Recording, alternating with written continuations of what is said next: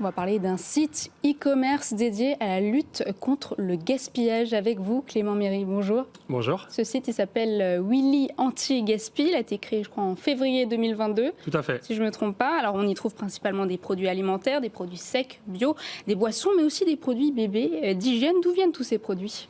Alors, le but du jeu pour Willy Anti-Gaspi, c'est de lutter contre le gaspillage alimentaire. On a décidé de le faire là où il y en a le plus et là où on en parle le moins, c'est-à-dire au niveau des marques et des producteurs. Donc, nous, on se connecte directement au niveau des marques et des producteurs.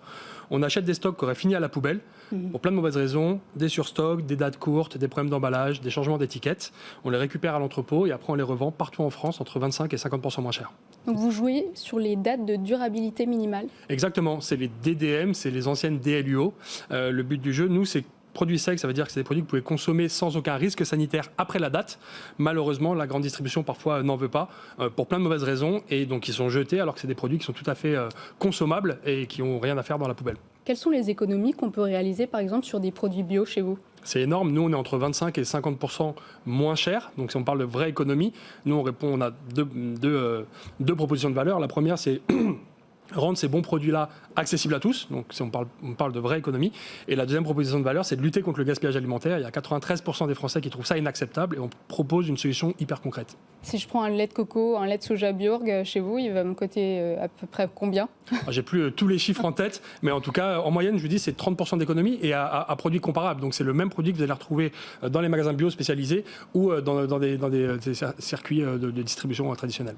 Alors aujourd'hui, on trouve pas mal de rayons anti-gaspi dans les rayons des supermarchés. Pourquoi le consommateur devrait-il faire appel à vous plutôt?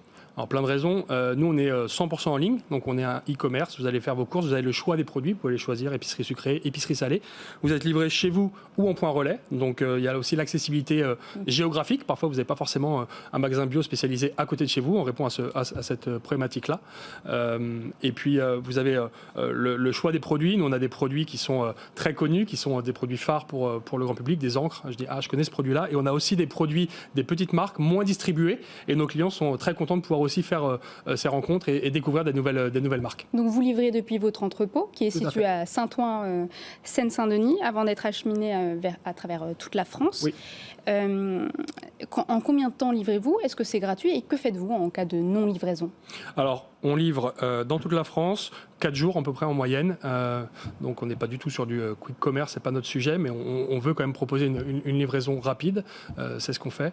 Et on n'a pas de problème d'invendu parce qu'en fait, ce qui est considéré par la grande distribution comme des dates courtes, en général, si vous allez voir sur le site, sur willyantigaspi.fr, les dates courtes, ça va être fin 2023.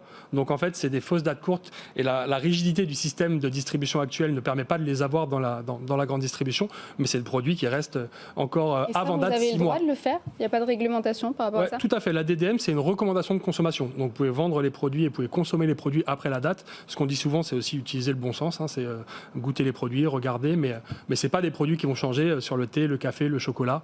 Ce n'est pas des produits qui vont évoluer, en tout cas avec un risque sanitaire. Et est-ce que grâce à votre système de livraison, vous arrivez à toucher des cibles qui d'habitude n'ont pas l'accessibilité à ce type de produits? Je pense aux zones rurales par exemple, ou en dehors des cœurs de centre-ville. Quelle est votre clientèle? Comment elle se compose? Oui, tout à fait. C'est pas forcément quelque chose qu'on avait identifié au départ d'ailleurs, mais nous on répond du coup à deux enjeux. Il y a l'accessibilité économique avec des prix vraiment pas chers, en moyenne 30% moins chers, et il y a l'accessibilité géographique. C'est-à-dire qu'aujourd'hui, nous, on a 25% des clients en Ile-de-France, 25% dans les 10 plus grosses villes de France et 50% campagne ou petites villes.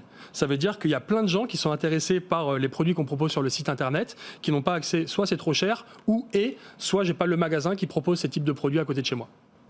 Vous rachetez les invendus dans les réseaux traditionnels 40 à 50% moins cher et vous les revendez entre 30 et 50% de moins que les tarifs pratiqués en magasin. Cette marge est-elle suffisante pour être rentable? En fait, la beauté du modèle économique qu'on fait, c'est que tout le monde est gagnant. C'est-à-dire que nous, on rachète aux producteurs et aux producteurs les produits qui auraient fini à la poubelle, donc une perte sèche. Nous, on va les racheter au moins pour payer le prix coûtant du produit et on va les revendre en moyenne 30% moins cher pour les clients finaux. Et nous, entre les deux, on fait l'intermédiaire, c'est-à-dire qu'on connecte des marques avec des invendus, on connecte des gens qui cherchent à lutter contre le gaspillage alimentaire. Et on est capable de faire une marge brute. On fait en moyenne x2 entre notre prix d'achat et prix de vente, ce qui est supérieur à un e-commerçant traditionnel. Alors, des supermarchés se sont positionnés sur le créneau anti-gaspi. Je pense à Nous Anti-Gaspi qui a ouvert une boutique en ligne en parallèle de ces magasins. Il y a aussi un acteur suédois, Motatos, qui devrait arriver en France. Comment vous rivalisez face à toutes ces initiatives anti-gaspi? Alors nous, le but du jeu, c'est d'encourager un maximum d'initiatives. Pour mettre un peu de contexte, le gaspillage alimentaire, c'est un repas par Français par semaine qui finit à la poubelle. Donc c'est un vrai fléau. C'est 10 millions de tonnes de produits qui sont jetés tous les ans. Donc au plus il y a de gens qui s'intéressent à ce sujet-là, au plus ça permettra de lutter contre le gaspillage. Parfois on pose la question, est-ce que vous n'avez pas peur de la grande distribution qui se positionne sur ces sujets-là? Pas du tout, au contraire, ça permet de faire émerger les sujets de lutte contre le gaspillage alimentaire.